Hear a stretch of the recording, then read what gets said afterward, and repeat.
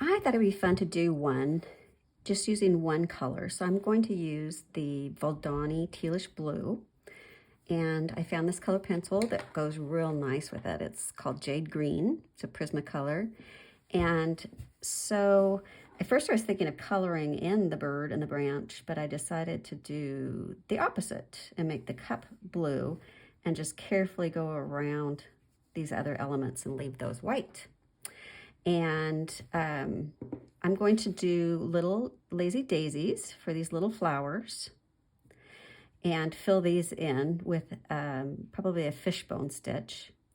These berries I want a satin stitch, but the reason I colored them in with this is because then when I satin stitch over it, if my stitches don't line up perfectly, you'll just see the blue underneath and not this fabric. So it will look like I did a better job than I actually did. So when you're coloring or fixing it, you need to use the Jacquard Textile Medium. It's 100 colorless extender. You don't need much, just a little bit. And this jar has lasted me several years now. So you just want to be careful to stay within the area that you've painted, because this will pick up some of the color on the paintbrush. So if you go outside of that area, the blue is going to smear.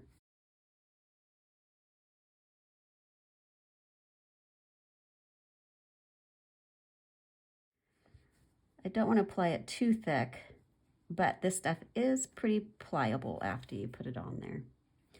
So I'm just going to go ahead and color in, or excuse me, fill in these areas to fix that color. Because if I don't, what happens is it's going to rub off on my hands as I stitch. And then also this makes it waterproof, so you can wash it if you need to. And you can still, when you're done, iron it and these lines will disappear. Those are from the Pilot Friction pen that I like to use to trace. And like the other ones, I still have the freezer paper on the back. That's how I traced it. This is my original drawing. Yours will look different than that. But I do it on freezer paper, the paper side, iron the wax side to the back of my fabric, and now it's all stabilized, and it makes drawing on it really, really simple, and tracing also. So the only other place to be super, super careful is around these little doodads. You don't want to paint over them because it will draw some of that blue color into those. And I kind of want them to stay as white as possible. I did do a pretty heavy coloring on the two sides and went a little lighter in the middle just to give it a little bit more dimension. I don't know if that will show once I start painting this in, but I wanted the cup to definitely be a blue cup. So that's my thinking behind here. So you just fill it all in, nice thin layer, let it dry, and then we'll be ready to stitch. I started stitching this little guy, and most of it is pretty simple. I just used stem stitches on the lines, and then the little circles I filled in with a satin stitch. And I know I colored those in with a colored pencil, but actually that kind of helped make it look better, I think, in case my stitches didn't quite line up. And I did the fishbone stitch for these leaves and a whole bunch of lazy daisies. And I know there's some of you that don't like lazy daisies, so I'm sorry. There's quite a few this month. The little bird detail in the cup is a back stitch, and I think those are the only, little French knots at the end of these little buds, which are satin stitched. So I'm going to show you this satin stitch here on this berry. I like to start in the middle and then work my way out. So I'm just going to come up as close as I can to that where the thread initially came out. And I don't know if there's a proper way of doing a satin stitch, but I kind of like to go down both sides. I think maybe that's because I'm using a variegated thread. So if it did change much, It's not going to be like this side is dark and this side is light. It's going to mix it up a little bit. But this section of thread is pretty straightforward, so I wouldn't need to go back and forth, but I don't know, it works good for me. There you go. So that's how simple a satin stitch is. Now I'm going to pop up here and I'm going to do these lazy daisies. I know I'm not tying a knot on the back and I'm jumping over here, but it's not that far. So you want to start in the center, and you know, if you remember, I did color these in, as you can see here. This one has a little bit of a colored area. I don't know if you really notice it too much once it's stitched, so you can choose whether or not you want to color it or not. But for a lazy daisy, you bring the needle up in the center, you put the needle back down in the center, and then up at one of the ends of the lines. The thread's going to go under the needle. You pull it towards the loop end, and then you just tack it on the other side. And I'll do another one.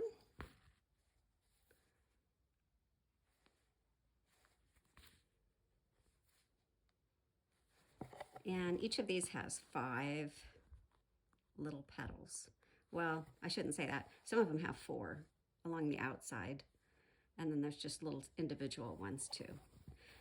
But so that's how you do these little lazy daisy flowers, which kind of reminded me of little forget-me-nots, which I just think are the sweetest little flower. And this one only has 4. I think it was supposed to have 5. I might add one more over there.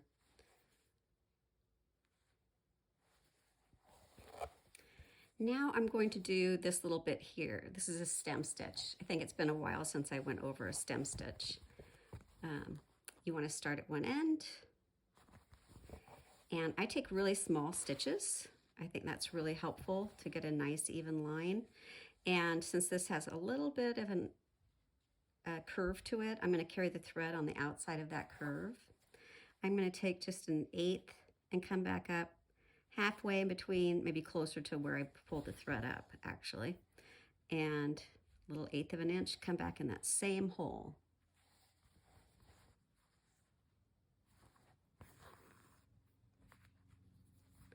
So an 1/8 of an inch, come back up in the same hole.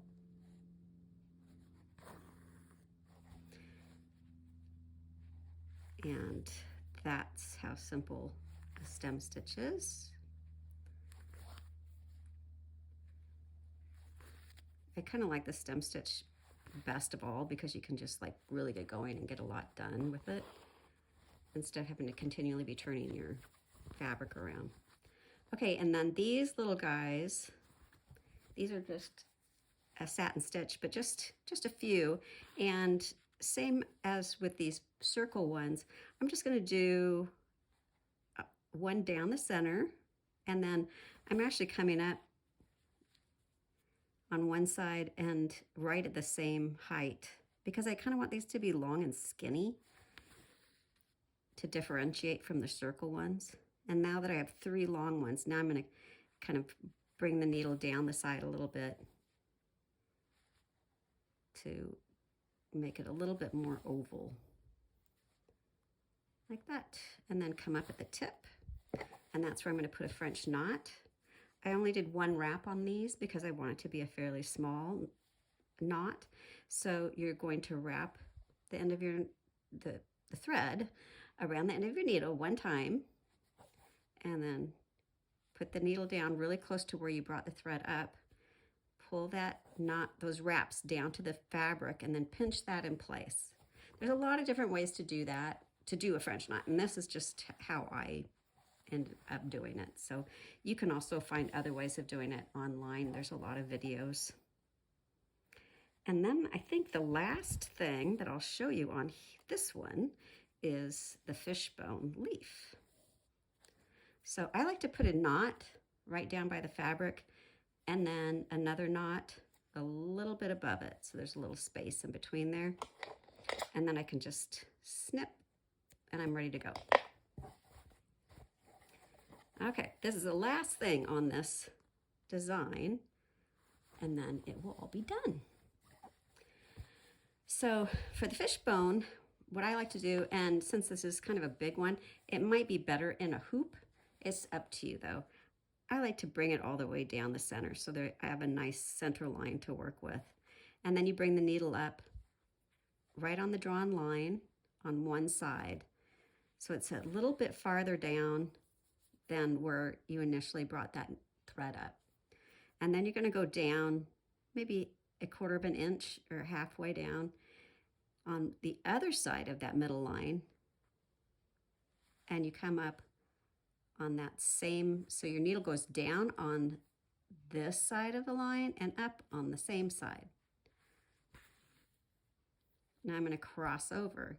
So I go over on this right side of that thread and then pull the needle up on the right side. And I just keep moving down a little bit lower, and it just makes a little bit of a vein down the center of the leaf. It gives it a really nice texture. It's easier to fill in, I think, than a satin stitch, for me anyway. You could do these in a satin stitch. There's a lot of different ways to fill in leaves. You could do a fly stitch. You could do kind of what I call a fan stitch. I don't know what the proper name is for it, but that's an easy one too. And I've got videos on how to do that too. And then we're getting closer to the bottom. And you just make those smaller and smaller. So you're just following the drawn line of the pattern. And you continue to go from one side to the other until you've got that middle vein completely covered. Like that. So that's the blue, which I really like it. It reminds me of that blue china, the willow, is that what it's called? My sister had a few of those that she really liked. So now I'm going to show you the other way that I'm stitching this up. I decided to give this one some color. So I'm actually using some different colors of threads on this, and I'm using the Moda Crackle, which I finally got back in stock. I don't know if I will, by the time you see this, I don't know if I'll have any left in stock, but the difference in the stitching is instead of filling these in with a fishbone, I'm just doing an outline stitch. So if you don't like to fill it in, that's another option. The Lazy Daisies are the same. I'm going to do everything else the same, except for these round ones that on this one, I filled in with a satin stitch. This one, I filled in with a woven wheel. And I love how it turned out. It's got a lot of texture to it. So I'll show you how to do the woven wheel. So for a woven wheel, you're going to need an odd number of spokes. So that's what these lines are. And you'll want to start on the outside and work your way in on the spokes. Otherwise, you're going to have a knot there that you're going to have to stitch through every time. So this part's really easy. You're just going to take 5 little stitches.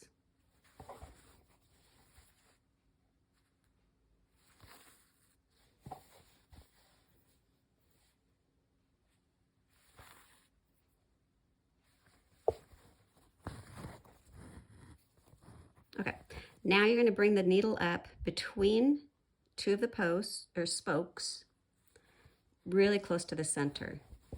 And then just like it sounds, it's a woven wheel. So I'm going to go over that one, under that one, and just keep going around and around and around. And sometimes I like these to lay really flat. This one I kind of like that it's has a little more texture to it, so I'm not being as careful as far as how tight I'm pulling these threads as I'm going around. And you just keep going around until it's all the way filled in as much as you want. And then you just bring the needle down kind of tuck it in. I'll show you in a second here. The other thing on this one, I still need to add my little French knots. I'm going to do green ones, that's why I don't have them on there yet. And I did do 2 different colors of green on this because I just wanted to see if I could mix it up a little bit. And I literally have, this is all I have left of my lichen moss. So I just barely had enough to finish the parts with the lichen moss that I wanted, which are, I'll show you here in just a second. Let's see. Over. It's kind of hard to start seeing where the spokes are when it gets so full like that. But that looks pretty good. So now I'm just going to kind of tuck the needle underneath a little bit and pull it. Isn't that a fun little bud?